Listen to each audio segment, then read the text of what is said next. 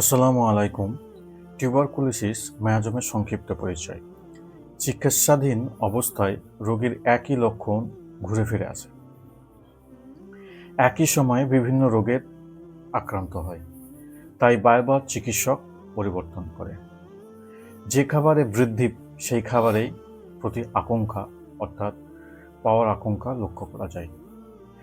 কফ, শ্বাসকষ্ট, অশ্ব, হৃদরোগ, সহজেই সর্দি ঠান্ডা লেগে থাকে। যথেষ্ট খাবার খাওয়া সত্ত্বেও দুর্বলতাবোধ ও শুষ্ক শীর্ণতা প্রাপ্ত হতে থাকে, অর্থাৎ শুকিয়ে যেতে থাকে। কুকুরের ভীতি বিদ্যমান থাকে, অর্থাৎ কুকুরের প্রতি প্রচণ্ড ভয় লক্ষ্য করা যায়। রোগীরা উদাসীনতা, চিন্তাশূন্য ইত্যাদি লক্ষ্য করা যায়। ক্রোধপ্রয়ণ, অসন্তোষ, চঞ্চল, পরিবর্তনশীল মেজাজ, জাঁকজমকের সাথে কাজ শুরু করলেও তা অসম্পূর্ণ থাকে।